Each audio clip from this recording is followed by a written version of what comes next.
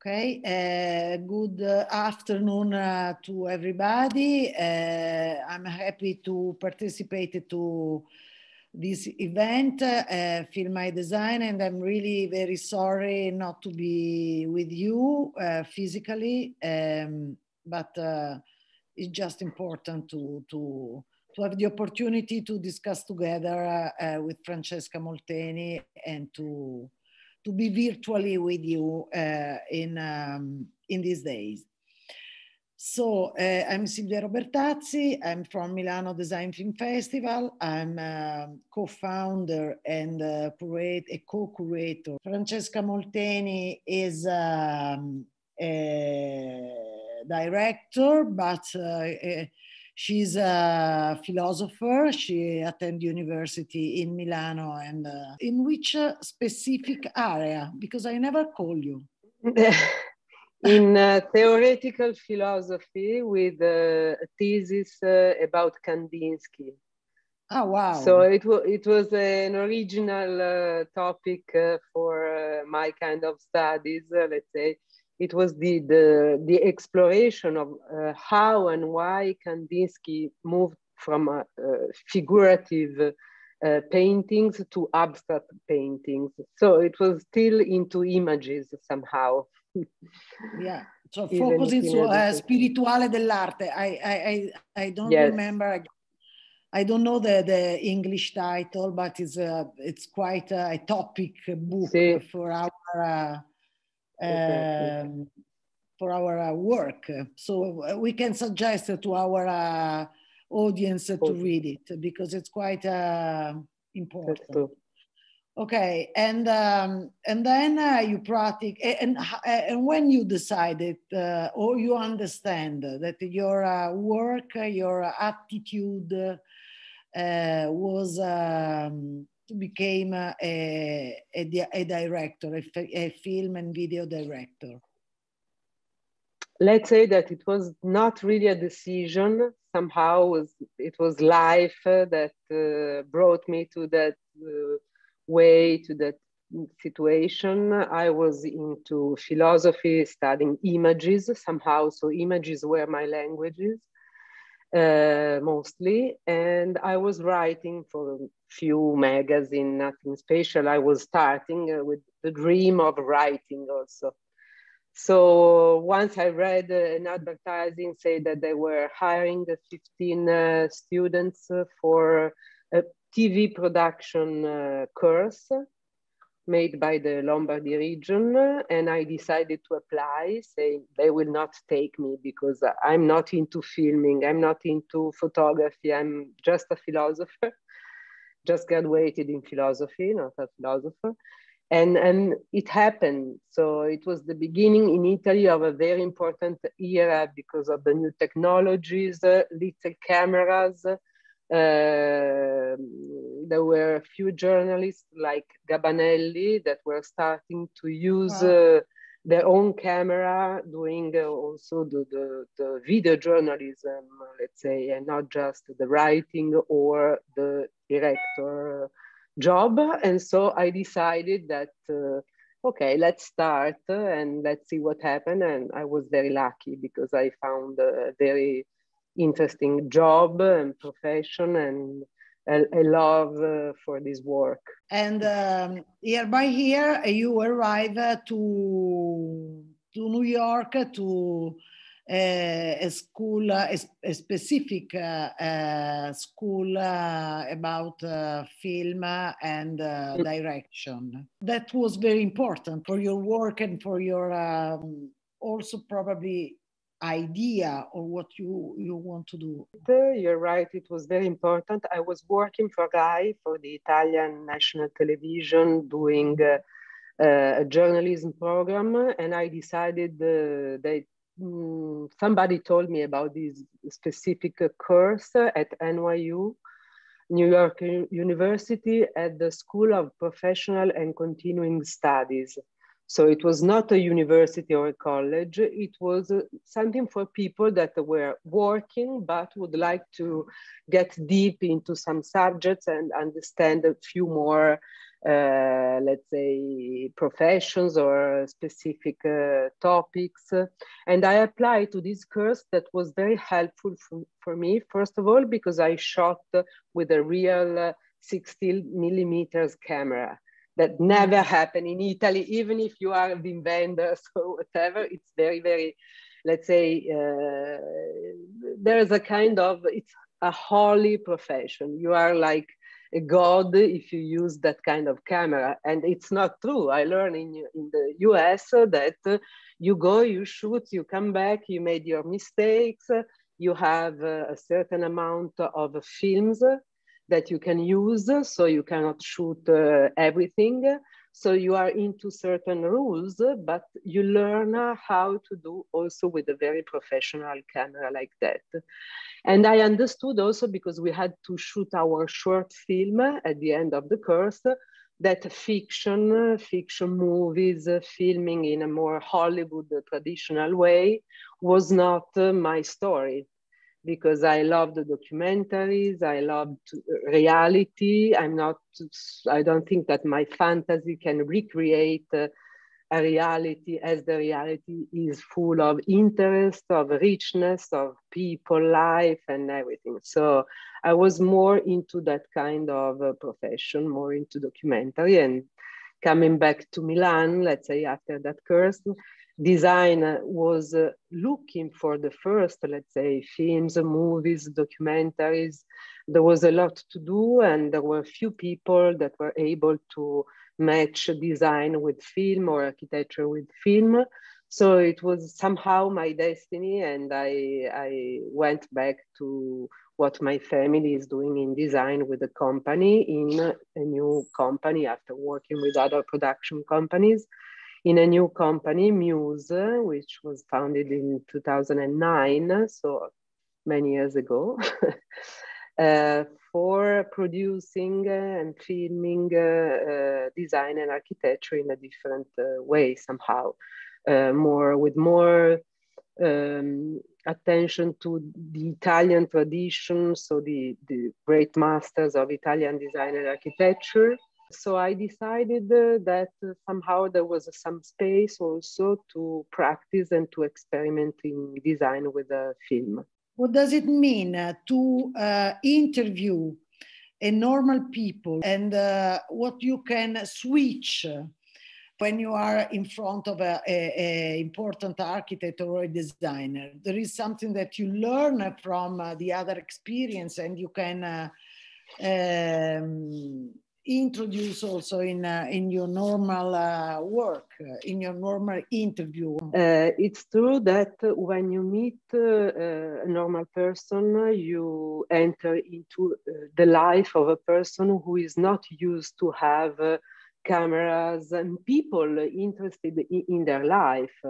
So you spend with them the day, you have lunch, the dinner. I went shooting for the first time in my life because I was part of that, of the life of that person. And when he told me, why don't you come with me to the shooting range so I will show you something? I said, let's go. Because the curiosity, let's say, the curiosity for the others is, I think, the main drive of our job. You have to be curious about normal events that people experiment in their life. So if they are alone, why they are alone? If they have a big family, why and how? If they have a dog, what is the name of the dog and why? So everything is interesting somehow, especially if you are entering into a life with a camera. When you are in front of an architect, a designer, of course, they are more confident because they know that, you know, it's part of their profession to communicate, to be open to people, and also I have to say, to fake a little bit. Meaning that with the tools that I learned from the other job, from the more journalist job, I can try to clean all the expectations of the architects or the designers, and to ask them to be sincere or find a way through their not their mask, but let's say, the face that they would like to show to the audience, and enter a little bit more into their heart, their spirit, their soul. And I think that this is something that has nothing to do with architecture or design, but has a lot to do with the way they design, or they design a building, or shoes, or something even little, but it's what they are. And to find a way to enter into this door is very important. And it's the same with Gio Ponti, we can say. Exactly. Gio Ponti was not alive, so it was not possible for me to meet him personally. But I started, I will tell just a little backstage of the film. I started doing the film because I was diving into the archive of the Gio Ponti family for a new collection of furniture by the Molteni company. So I was very lucky. They asked me, why don't you follow this research into the archives? And I found, first of all, the family of Gio Ponti, the nephews, and a very huge family.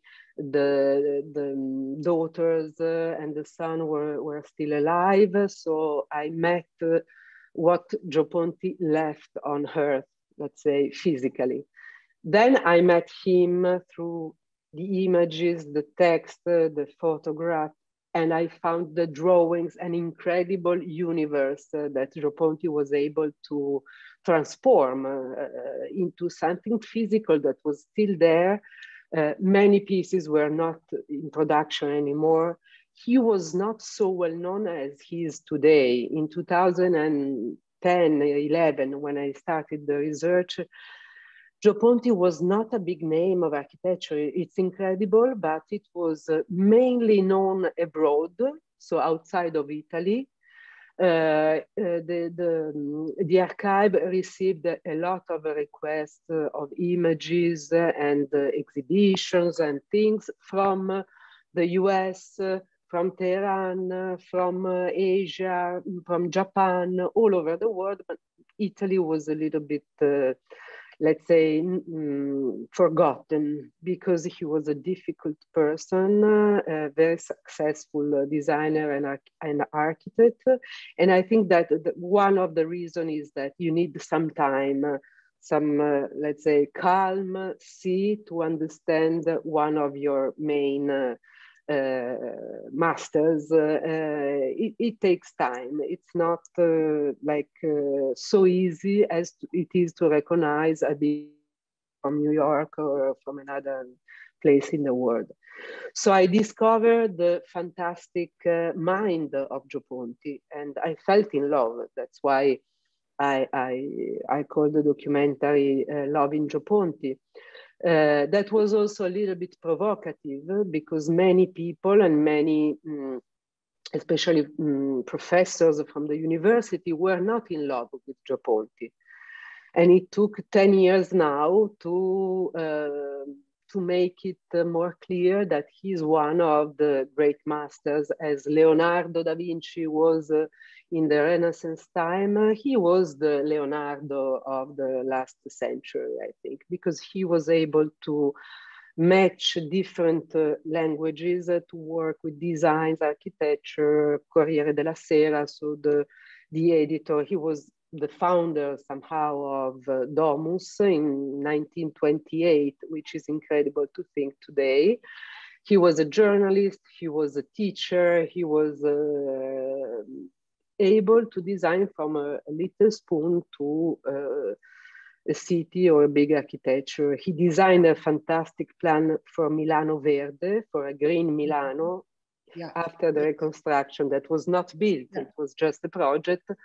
But thinking about it today, to have in mind a green Milano, it was far away from where we were at the time.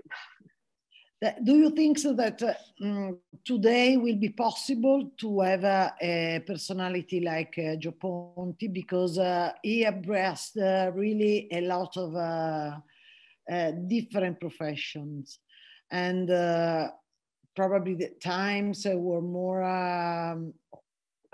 open mind, and it was more easy to embrace a different field of communication. Today, it's quite the opposite situation. To make a good project, you need a good team, because it's so important to be able to focusing to a lot of specialization, and you can be able to do a good project. No, you're right. It's funny because we just finished a short video about Gaia Lenti that we will present. It's 10 years from her disappearing, let's say, and we will present it at the Ordine degli Architetti at the end of the month. And I found this video made many years ago where she was saying, I'm against the specialization. Okay. I don't want to be specialized. I want to know about art, architecture, theater, music. So I'm probably, I imagine that also at the time of Gio Lenti or Gio Ponti, there were many architects that were specialized into a single field, a single sector, a single, let's say, profession. What a genius or a huge personality can do is cross the borders, let's say. So be able to do many things at one time with a long life, because Gio Ponti had a long life, but with the capacity of renewing. Because the thing that is interesting of Gio Ponti is not that he died that he was almost 90, but every 10 years he was able to change the language, to understand where the world was going, to update his way of designing, his way of thinking about what is a building. How do I have to design a chair? No, he was able to change. And that is incredible. So I think that time to time, there is a personality like that, probably once every half century, something like that. It's not common, and today is more difficult also because at the time there were few people with a degree in architecture that were able to write, that had also the possibility to open a studio by their own, to have many people around, because in the studio there were many people that were devoted to design, drawings, so he was not alone at all. He was able also to host people like Lina Bobardi or Ettore Sozzas. To be so open-minded at the time was incredible. Today, it's more easy because we speak with everybody all over the world, but to have that kind of personality able to design everything, I don't know, in Italy, I don't see anybody that we can compare in the last 40 years. Probably I agree. in another place in the world. I agree. It's really difficult, and it's true that people like Gio Ponti, born not frequently, so we have to wait more time. And there is an interesting description that Stefano Boeri did in the introduction of a book about the Milanese architecture of Gio Ponti, and he said that if Gio Ponti could be a director, he probably will be Kubrick and on Last Frontiers, because each project is different. So exactly what you said. So he was able to put a new idea, a new white paper, and start again with a fresh mind, and he never replay himself. That is incredible. That can be a good point for our audience that probably is made of students or young directors, so or creatives. It's important to be able to think with the own no, for mind. sure. For sure, you're right. He was able to change the material, for example, ceramics, wood, many materials. But, and there is in the film an interesting sentence by Gio Ponti quite at the end of the film. He was saying to the architects, listen to the artisans. Because the artisans are able, with the craftsmanship and everything, to understand the material, the possibility of the different materiality that we use in design, to understand why wood can do something and not plastic, or the opposite. And he was really able to listen, and that is stranger for that strong personality, to artisans and to the artists also. He was collaborating with Melotti, with many artists, Italian artists of the time, to enrich his architecture. Let's think about the house, the villa in Caracas, for example, or in Tehran, to have all the artists that he admired to collaborate with him in projects, also not huge projects like buildings, but also in a villa for a family. And to use the best material, to understand the material through the artisans, this mix of architecture, design, and art, I think is another great secret of Gio Ponti, because he was full of these kind of secrets, let's say, that we try to discover a little bit. And there is also someone that is against. We have one big personality in the film he was not loving Gio Ponti at all, Vittorio Gregotti. He was saying he's just a stylist. He was able to understand, the air and to catch the tendencies, the styles that were changing, and to use everything that he had around in order to enrich his style. So it's a controversial personality also, especially in Italy.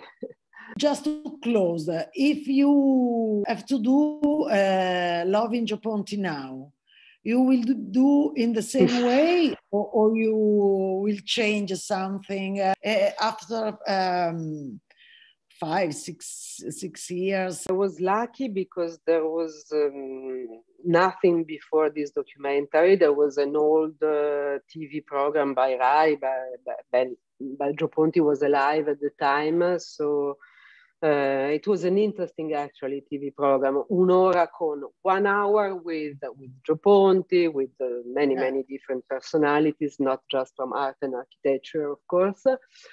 So I think that today it would be more difficult somehow, because today he is a star. Gio Ponti is a star. If you Google Gio Ponti, you have hundreds of pages on Google. And when it's, so on the spot, it's more difficult for sure. On the other side, I would suggest also to the audience, to our young architects and designers of the future, to be curious about the filming also, and not just let's say, the research or the drawing or things that they know and they study very well. I'm having this course into a laboratory at the Politecnico in Milano, at the design school, about filming. And it's an interesting exercise for these future architects and designers, because I follow their project since the beginning, but then I teach them how to present their project through a film.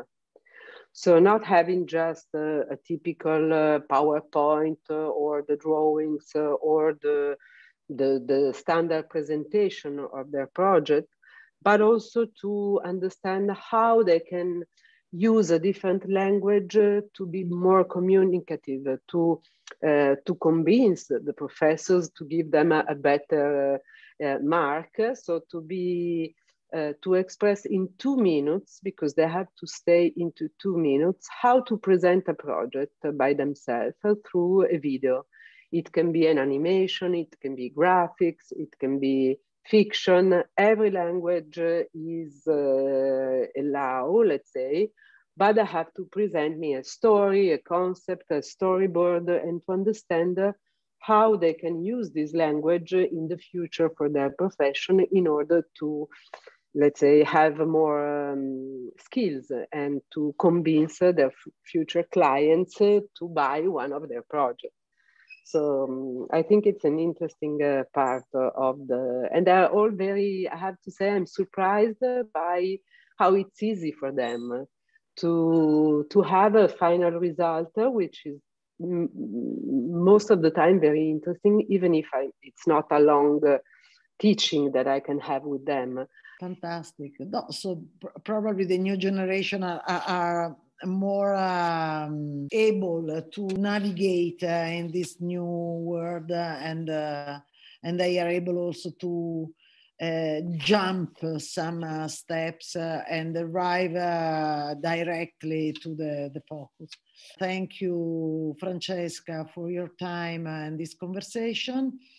And hope to thank you, Silvia. I have to thank you because Milano Design Film Festival did a lot for this kind of new, at the time it was really new when you started, world, the profession, and now it's huge. So thank you, Silvia, and also thank you to Film My Design, because it's a big effort for everybody. Okay, grazie. Grazie mille. Grazie. Thank you to Film My Design for hosting us, and see you next year, maybe. Next year, maybe. Bye-bye. Bye, ciao. Ciao.